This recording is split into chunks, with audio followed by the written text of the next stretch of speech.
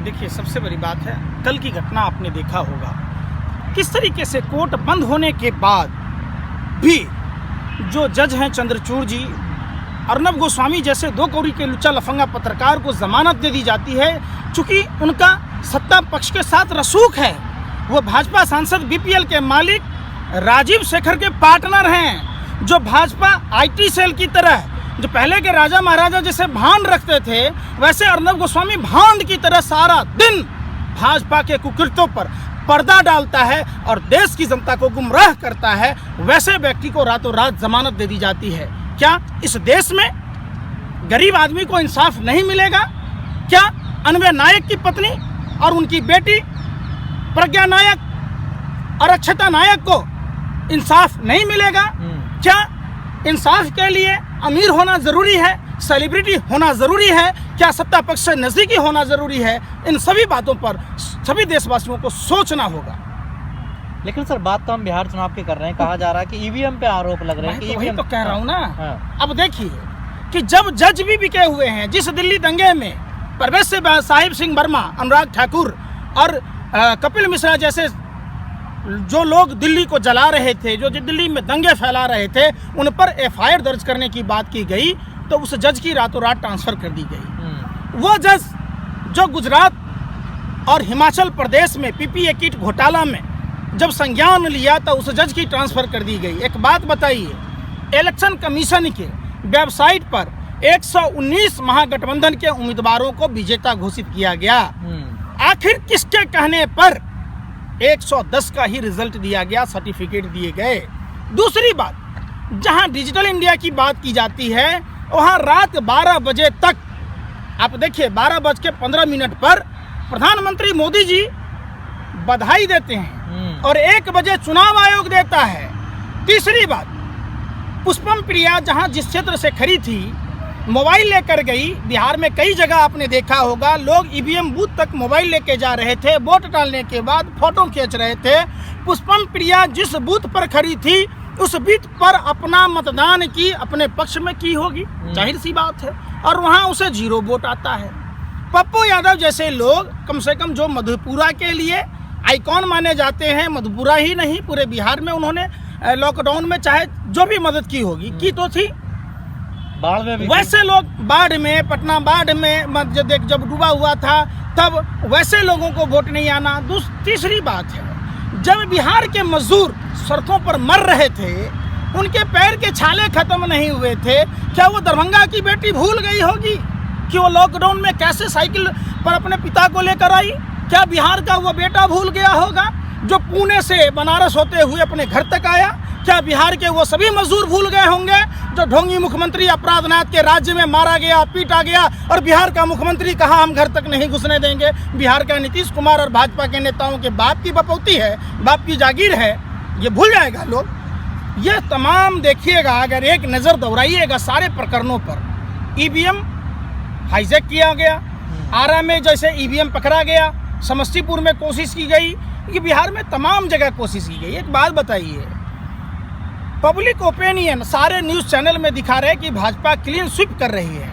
आटा में नमक मिलता है कि नमके में आटा मिल जाता है? बताइए आप हमको। आटा में नमक मिलता है ना, नमक में आटा तो नहीं मिलता है। तो आखिर कैसे चुनाव प्रभाव पर जो था नतीजे, वो इतने प्रभावित कैसे हुए?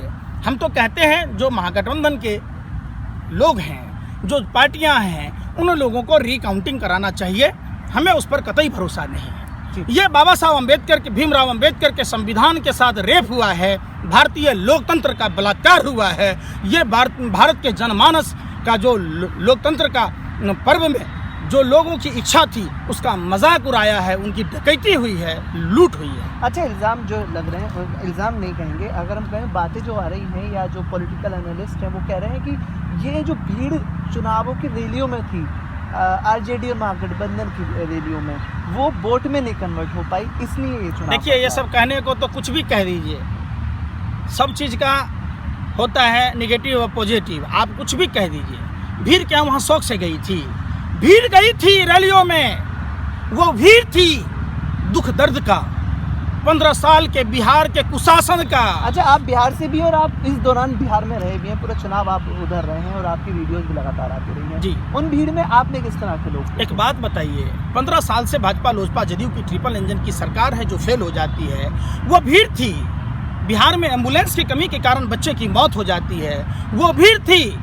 जब 15 साल से वहाँ शासन सत्ता में बैठे लोग हर साल 2 करोड़ युवाओं को रोजगार देने की बात कर रहे थे, 6 साल में 12 करोड़ को रोजगार देना था, 14 करोड़ की रोजगार छीन ली गई। वो भीड़ थी। बिहार में हर साल बाढ़ आती है, कोसी कमला गंडक बागमती महानंदा नदियों पर, तब हमारे देश के नेता हेलीकॉप्टर से उड़ान भरते हैं। आम लोगों को एक अन्न का कन्न नहीं मिलता है और रिलीफ के नाम पर जो घोटाला होता है उसके विरुद्ध भीड़ थी। आप उस भीड़ को बरगलाने का काम नहीं कर सकते। आज देश में कार्यपालिका, न्यायपालिका, विधायिका और देश के लोकतंत्र के चौथे स्तंभ कहे जाने वाले मीडिया के लोग मिलकर जिस तरीके से आम जनता का मजाक उड़ा रहे, आम जनता का जिस तरीके से चीरहरण किया जा रहा, उनकी भावनाओं के साथ खेला जा रहा है, ऐसे में निश्चित तौर पर यह सूर्य ग्रहण लगने जैसा बात है। कोई सूर्य की रोशनी को रोक सकता है बिहार क्या? चुनाव में धांधली हुई है इस बार? बिल्कुल 100% धांधली हुई है। ये धांधली नहीं हुई तो क्या हुई ये बताइए। जहां प्रधानमंत्री की रैली में 2500 के भीड़ थे और जहां तेजस्वी यादव के रैलियों में, कन्हैया कुमार के रैलियों में या विपक्षी पार्टियों के अन्य पार्टियों के रैली में लाखों की भीड़ थी, तो ये भीड़ कहाँ चली गई भैया? ईवीएम से जिन निकला क्या? एक ही नंबर के 2-2 ईवीएम मशीन थे। जब यही मध्य प्रदेश में चुनाव हुआ है, नतीजे 12 बजे तक आ गए, बिहार में 12 बजे रात हो गया, इलेक्शन कमीशन को 1 बजे रात में घोषणा करना पड़ा। प्रधानमंत्री को कैसे पता था भैया कि जो 12:10 पर घोषणा कर देते हैं, बधाई दे देते हैं? तो ये तमाम देखिए देखने की बात है जिस तरीके से सच को झुठलाया जाता है। आपने देखा होगा जो जज तारीपार को सजा देने की बात कर रहा था, उस जज की लोया की संदिग्ध परिस्थितियों में मौत हो जाती है और जो जज बरी करता है वो सीबीसी का चेयरमैन बनता है, राज्यपाल बनता है। देश ने देखा है। पुलवामा की घटना तो आपको याद होगा। पुलवामा की घटना पर संज्ञान किसी ने नहीं लिया देश में। वो हमारे भारत माँ के वीर सपूत शहीद हो गए। वो कार किसकी थी जिस कार में 300 किलो RDX था? जो डीएसपी देवेंद्र सिंह पुलवामा के समय पदस्थापित था, वही डीएसपी देवेंद्र सिंह दिल्ली में आतंकवादियों को ला रहा था। लेकिन सवाल ये खड़ा होता है, जब चुनाव हो जाता है उसके बाद जो पार्टी हार जाती है वो कहती है कि ईवीएम में गड़बड़ थी, लेकिन उससे पहले तो कोई आंदोलन नहीं करता, कोई बात नहीं करता। अरे भैया, अगर इसी में ऐड करूंगा कि अगर इतना जन आक्रोश सरकार की सत्ता के खिलाफ था, 15 साल की सत्ता के खिलाफ था, तो वो जन आक्रोश अब ईवीएम या रिजल्ट आने के बाद क्यों छुपे? राजनीतिक पार्टियों के ऊपर कई तरह की बात है। जैसा आप मायावती जी को देखते होंगे, सीबीआई के डर से वो क्या कह रही हैं? क्या कह रही हैं कि सपा को सबक सिखाने के लिए हम भाजपा को मदद करेंगे। आप बिहार में भी देख लीजिए क्या हो रहा है। जो नीतीश कुमार जी को कहते थे बड़का जुट्ठा पार्टी है नरेंद्र मोदी जी की पार्टी, भाजपा को बड़का जुट्ठा पार्टी, और नरेंद्र मोदी जी कहते थे, क्या कहते थे? जनता उत्पीड़न दल। जो प्रधानमंत्री जी नीतीश कुमार के घोटालों को गिनाते नहीं थकते थे, इतनी लंबी फेरिस्त थी। अब वो महापुरुष नजर आने लगे, साधु संत नजर आने लगे। तो ये सब चीज़ लोग देख रहा है। आपने आलोक वर्मा पंकज अस्थाना का केस देखा होगा, सीबीआई। लेकिन तो सवाल ये है ना कि जनता, अगर जनता ने वोट दिया और जनता को लग रहा है कि ईवीएम में गड़बड़ है, तो फिर वो सड़कों पे क्यों नहीं उतर रही है? वो जनता कहाँ जाएगी बेचारी, बताइए। आपने हंगर रिपोर्ट्स देखे हैं? 104 देशों की श्रृंखला में भारत बांग्लादेश से पीछे हो गया, 94वां स्थान है।